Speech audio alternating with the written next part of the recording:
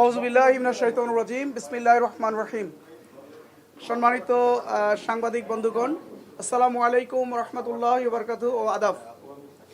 আজকের এই সাংবাদিক সম্মেলনে আমাদের মাঝে উপস্থিত আছেন বাংলাদেশ খেলাফত মজলিসের সম্মানিত সভাপতি হাফেজ মাওলানা সাঈদ আহমেদ সাইফি, আমাদের 11 দলীয় জোটের অন্যতম শরিক। উপস্থিত আছেন জাতীয় নাগরিক পার্টির এনসিপির ঠাকুরগাঁও জেলা শাখার সম্মানিত আহ্বায়ক মোহাম্মদ রফিকুল আলম।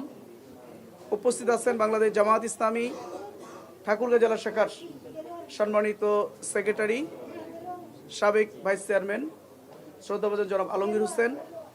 উপস্থিত আছেন জাতীয় নাগরিক পার্টির সম্মানিত সদস্য সচিব জনাব খলিলুর রহমান সহ 11 দলীয় জোটের সম্মানিত নেতৃবৃন্দ, সম্মানিত সাংবাদিক বন্ধুগণ, আসসালামু আলাইকুম রহমতুল্লাহি ওয়া বারাকাতুহু এবং আদাব।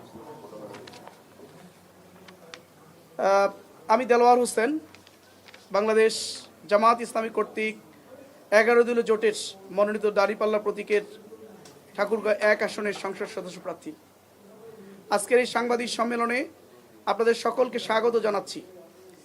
আপনারা নিশ্চয়ই অবগত রয়েছেন, বিগত 1 বছরের অধিক সময় হতে আমি ঠাকুরগাঁও 1 আসনের সংসদ নির্বাচনে অংশগ্রহণের ব্যাপক প্রস্তুতি গ্রহণ করে আসছি, যার অংশ হিসেবে ঠাকুরগাঁও সদর উপজেলার 22টি ইউনিয়ন এবং 1টি পৌরসভার প্রতিটি পাড়া মহল্লায় জনগণের দ্বারে দ্বারে পৌঁছানোর চেষ্টা করেছি। সম্মানিত সকল ভোটার এবং নাগরিক বৃন্দকে বাংলাদেশ জামায়াত ইসলামীর পক্ষ থেকে দাঁড়িপাল্লা সালাম আদাব পৌঁছাতে পেরেছি বলে আমার বিশ্বাস। তারপরেও যদি কোনো ভোটারের কাছে আমার পৌঁছাতে যদি গ্যাপ হয়, আমি আন্তরিকভাবে ক্ষমা চেয়ে নিচ্ছি। আমার নিজের দল এবং 11 দলীয় জোটের নেতৃবৃন্দ সেই গ্যাপটা পূরণ করে সকলের কাছে পৌঁছানোর চেষ্টা করেছেন। ঠাকুরগাঁও উপজেলার হিন্দু, মুসলিম, বৌদ্ধ ও খ্রিস্টান সকল ধর্মের গোত্রের সর্বস্তরের নারী পুরুষ আমাকে তাদের অন্তরে ভালোবাসার স্থান দিয়েছেন। প্রিয় সাংবাদিক বন্ধুগণ, আপনারা লক্ষ্য করেছেন ত্রয়োদশ জাতীয় সংসদ নির্বাচনের তফসিল ঘোষণার পর থেকেই নির্বাচনী কার্যক্রম আনুষ্ঠানিকভাবে শুরু হওয়ার পরপরই আমাদের সকল নেতাকর্মী এবং সমর্থকগণের পাশাপাশি সাধারণ জনগণের মাঝে ব্যাপক উৎসাহ উদ্দীপনা দেখা দেয়। স্বতঃস্ফূর্তভাবে তারা দাঁড়িপাল্লার পক্ষে নির্বাচনের প্রচার শুরু করেন। প্রতিটি দিন গড়ানোর সাথে সাথেই দাঁড়িপাল্লার পক্ষে ব্যাপক জনসমর্থন বাড়তে থাকে।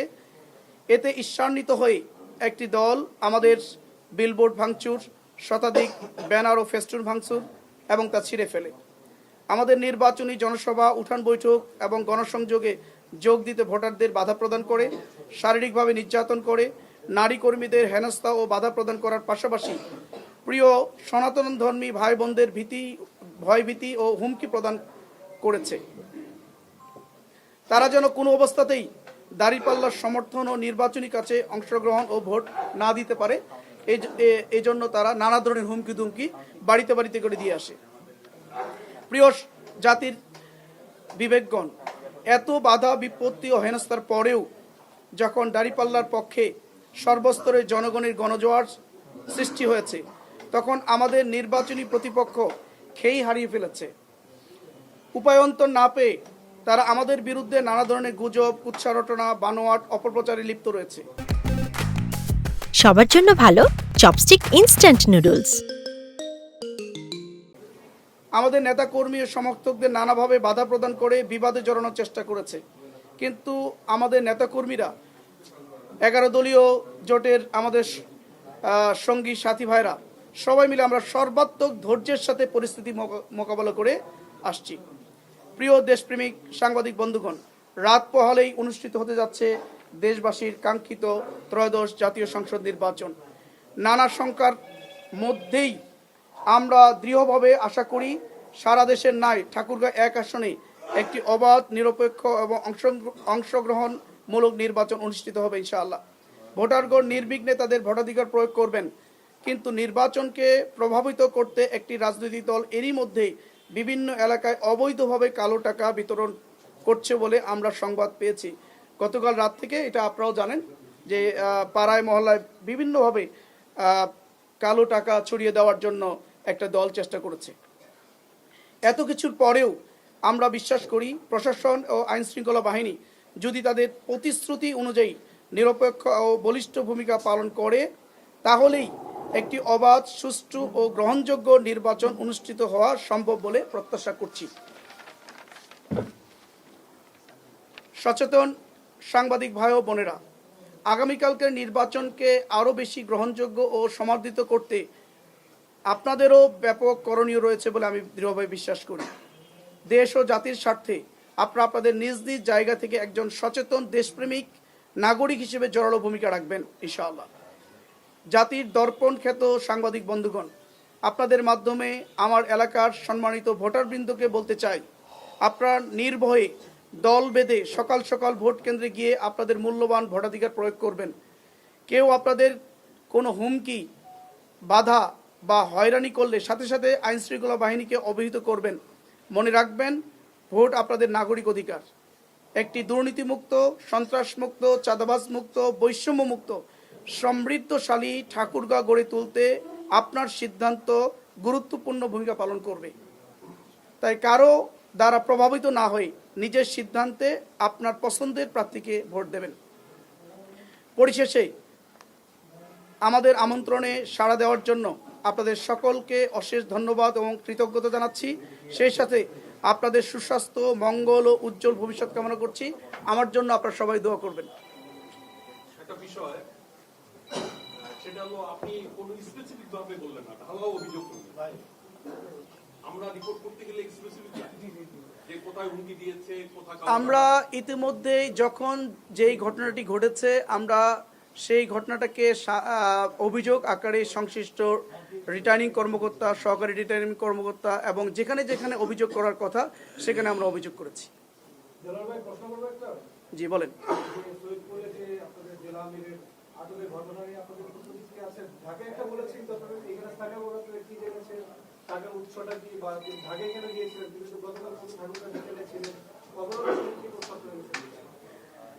হ্যাঁ, আমরাও আপনাদের মতো মিডিয়ার মাধ্যমে জানতে পেরেছি। এরপরে পারিবারিকভাবে আমরা খোঁজখবর নেওয়ার চেষ্টা করেছি।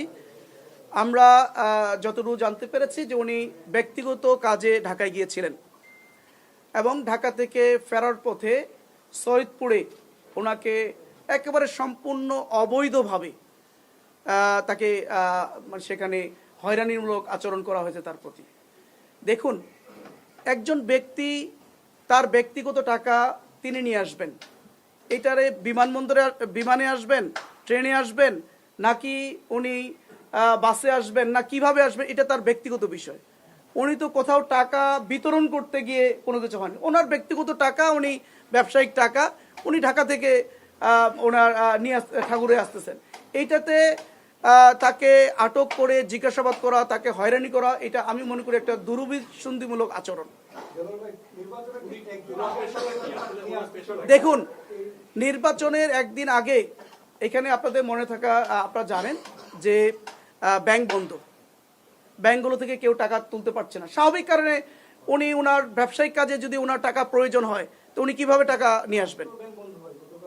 না না, উনি তো আজকে উনি শিক্ষকতাও করেন, উনি একজন শিক্ষক, পাশাপাশি ওনার বাসায় আমি যতটুকু ওনার ফ্যামিলির সাথে কথা বলেছি, ওনার বাসায় একটা গার্মেন্টস আছে। আমি ওনার ফ্যামিলির কাছ থেকে জেনেছি গার্মেন্টস আছে। হ্যাঁ, ঠাকুরের বাসায় গার্মেন্টস আছে। আর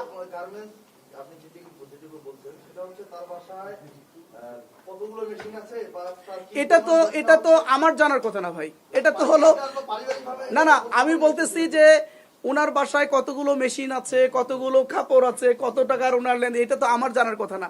আমি ওনার ফ্যামিলিকে জিজ্ঞেস করেছি যে কেন গিয়েছিলেন এবং ওনার কি অবস্থা। তখন ফ্যামিলি আমাকে জানিয়েছেন যে উনি ব্যক্তিগত এবং ব্যবসায়িক কাজে উনি ঢাকায় গিয়েছেন এবং এসেছেন।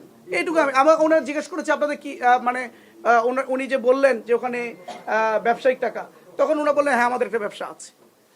আর সবচেয়ে বড় কথা হলো, এটা যদি অবৈধ হতো উনি তো বিতরণ করতে গিয়ে কোথাও ধরা পড়েনি, ওনার ব্যক্তিগত টাকা আনতে গিয়ে। আর সবচেয়ে বড় কথা হলো, ঢাকা এয়ারপোর্ট যেখানে চেকিং হয়েছে, সেখানে নানাভাবে চেক, ওটা ঢাকা এয়ারপোর্ট তো অনেক রেস্ট্রিক্টেড এরিয়া, তাই না? ওখানে তো একজন মানুষকে নর্মালি ছেড়ে দেওয়ার কথা না। নিঃসন্দেহে ওখানে চেকিং হয়েছে। আমি যতটুকু জানতে পেরেছি এখানে যে ওখানকার দায়িত্বরত যারা আইনশৃঙ্খলা বাহিনী তারা এটাকে লিগালিটি দিয়ে ওনাকে ওখান থেকে মানে ছেড়ে দিয়েছেন। ওখান থেকে উনি ঠিকই যথারীতি সৈয়দপুরে আসছেন। সৈয়দপুরে এসে তাকে হয়রানি করাটা একেবারেই দুরভিসন্ধিমূলক এবং এটা আমি মনে করি এটার মধ্যে কোনো ষড়যন্ত্রের গন্ধ আছে।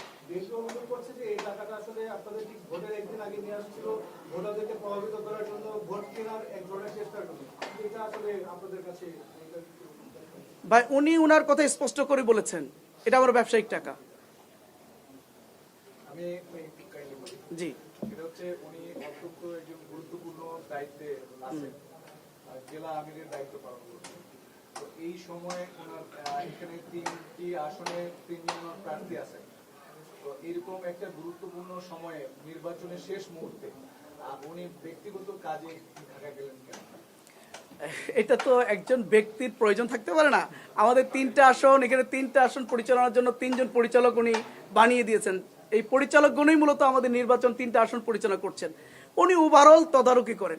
ওনার একটা ব্যক্তিগত কাজে উনি ঢাকা যেতেই পারেন, ওনার ব্যবসায়িক কাজে উনি ঢাকা যাবেন, উনি টাকা আনবেন নিবেন, এটা তো একবার খুবই স্বাভাবিক প্রক্রিয়া। আমার কথা হলো এই স্বাভাবিক প্রক্রিয়াটাকে অস্বাভাবিক প্রক্রিয়া নিয়ে যাওয়ার পিছনে একটা ষড়যন্ত্র এবং দুরভিসন্ধি আমরা গন্ধ পাচ্ছি নির্বাচনে একদিন আগে। অথচ দেখেন 22 কোটি টাকা বিএনপির একজন এই ঠাকুরগাঁওর বড় নেতার বিরুদ্ধে অভিযোগ আসলো, 22 কোটি টাকা তিনি মওকুফ করে নিয়েছেন। এটা নিয়ে কোনো মাথা ব্যথা নেই। গতকাল কয়েকদিন ধরে আমরাও দেখতে পাচ্ছি যে বিভিন্ন জায়গায় বিএনপি যুবদলের লোকজন টাকা নিয়ে ধরা খাচ্ছে, 10 লক্ষ বিতরণকালে ধরা পড়তেছে। তো সেটা নিয়ে কোনো মাথা ব্যথা নাই।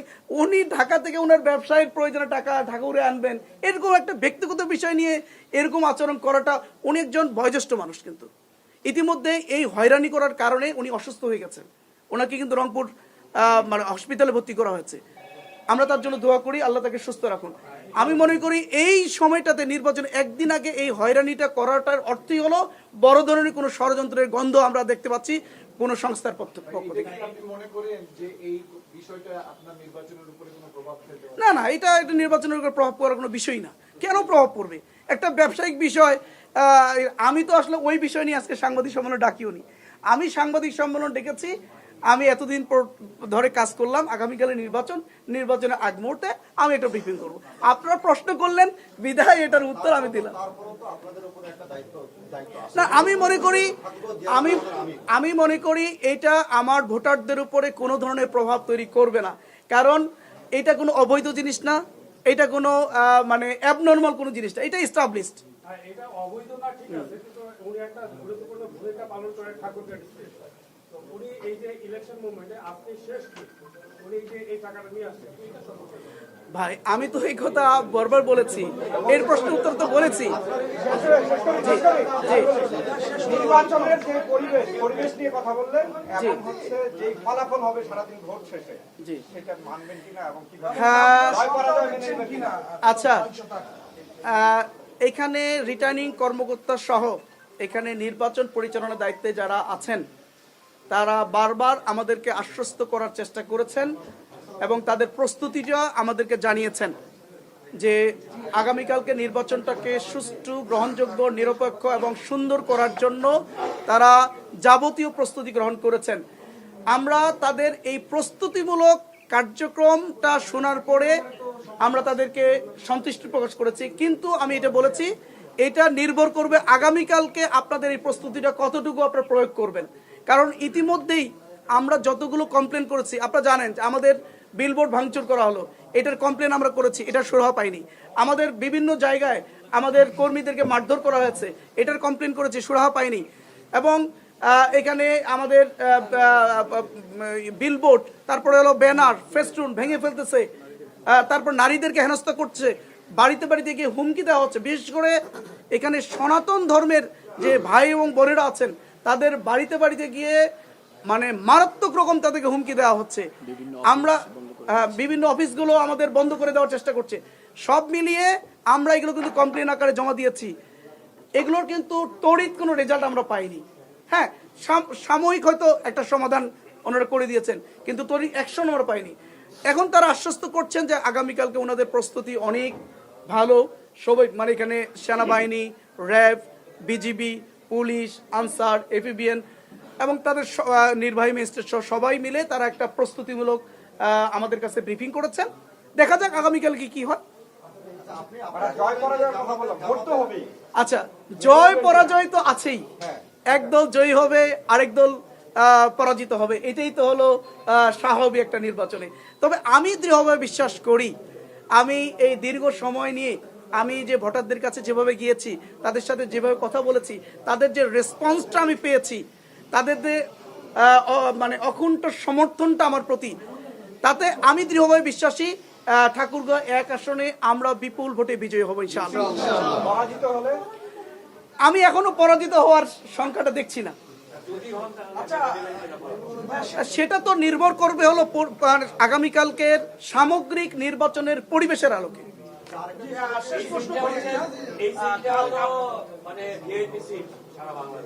জি,